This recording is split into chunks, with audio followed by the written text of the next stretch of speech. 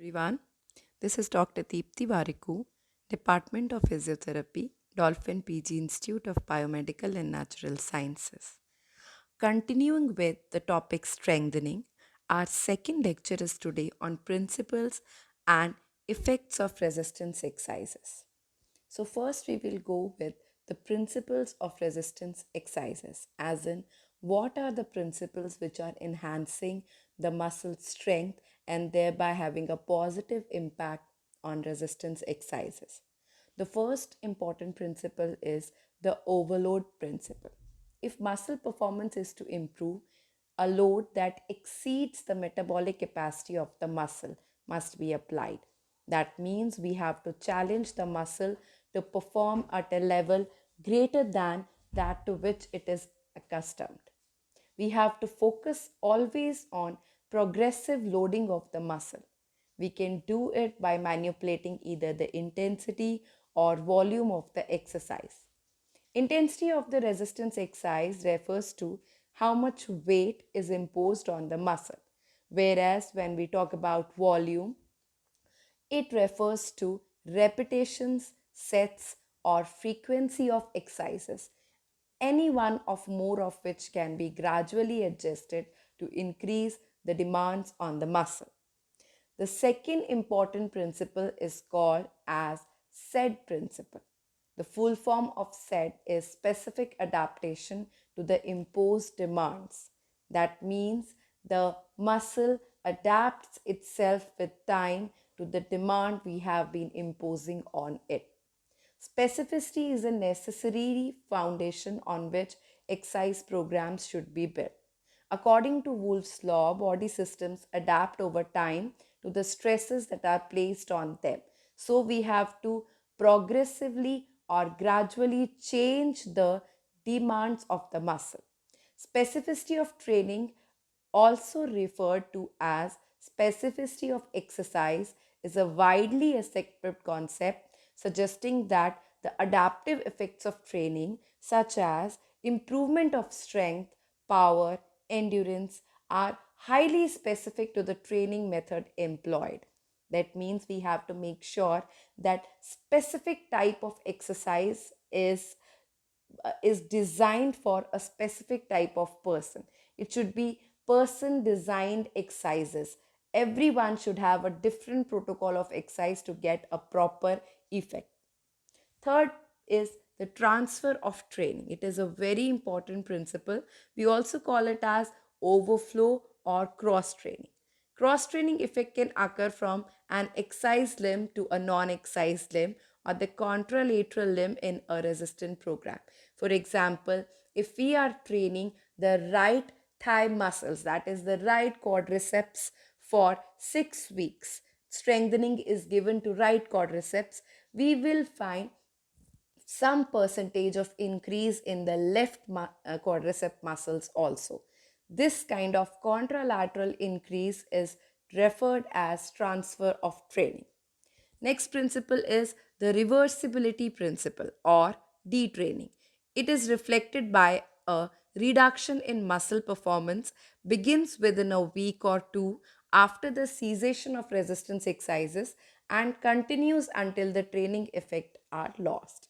That means we have to make sure that the training is continued. If it is stopped in between, the muscle will go recoiling back to its original position. That is why we called it as detraining. Now let us see the skeletal muscle function and adaptation to resistance exercises. First of all, let us see what are the basic determinants, the factors, and how they influence the muscles. First is the cross section and size of the muscle. The larger the diameter, the greater its tension producing capacity is seen.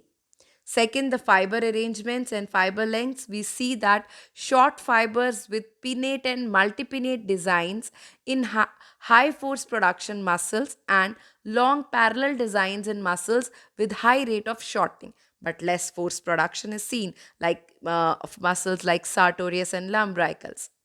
Then the fiber type also plays a very important role. As we all know, we have type 1 tonic slow twitch fibers and type 2A phasic and type 2B fast twitch fibers.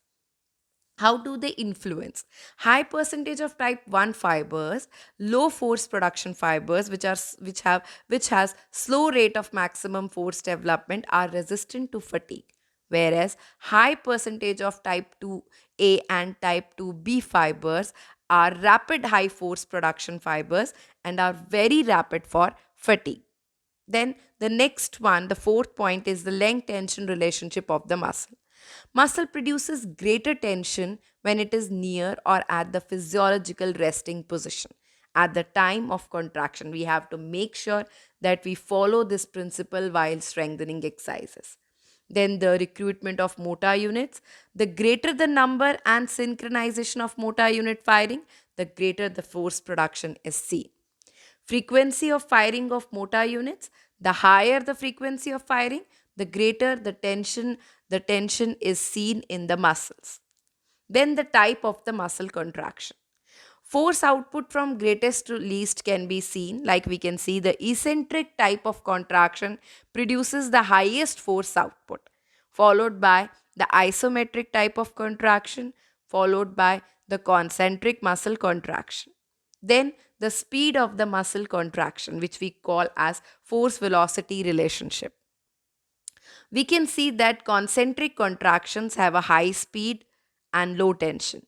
Eccentric contractions again have a high speed but high tension. So, following these all factors and the influences the factors are producing on the muscle fibers, we have to design our strengthening or resistance training protocol. Now, how does these muscles, our skeletal muscles, adapt to resistance exercises? Here you can see the effect of resistance exercises on the skeletal muscles, the neural system, metabolic system, enzymes, body composition, and connective tissues.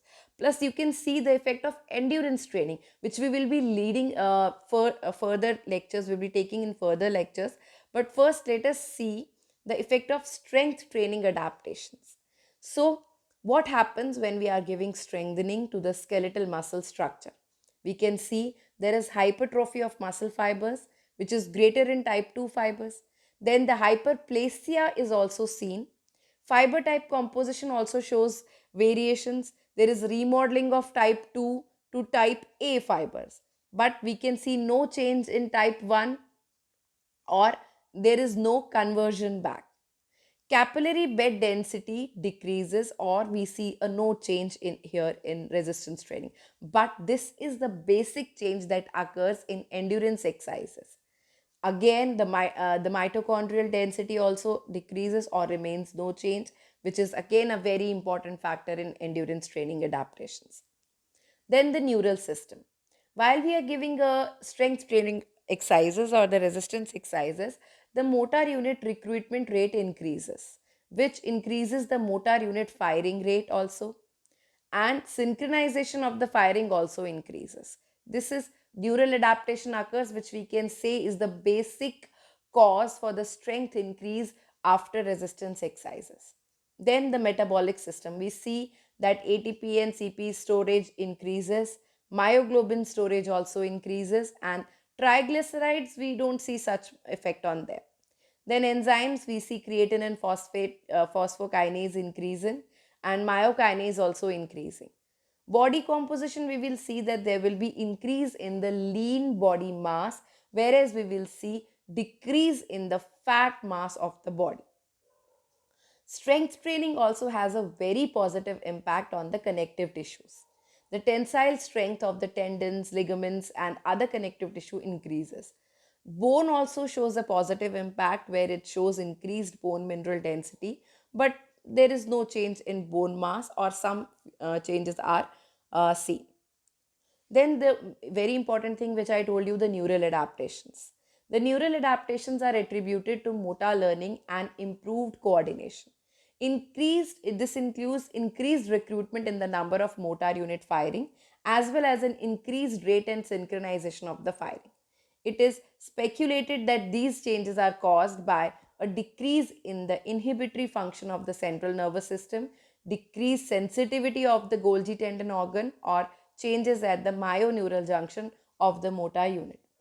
It is also possible that increased neural activity is the source of additional gains in strength late in a resistance training program, even after much hypertrophy has reached a plateau. Now, what are the skeletal muscle adaptations? First, we saw hypertrophy, that is increase in the size of an individual muscle. Hypertrophy of skeletal muscle appears to be the result of an increase in protein synthesis and a decrease in protein degradation. Hypertrophy is also associated with biochemical changes that stimulate uptake of amino acids. The greatest increase in protein synthesis and therefore hypertrophy are associated with high volume moderate resistance exercises performed eccentrically. So we can say if we need a hypertrophy of the muscle, eccentric exercises are the best ones. In addition, it is the type 2B fibers that appear to increase in size most rapid with resistance training exercises. The next one is the hyperplasia. An increase in the number of muscle fibers results of longitudinal splitting of the fibers is the basic cause for the hyperplasia. So these are the basic adaptations and basic principles of resistance exercises.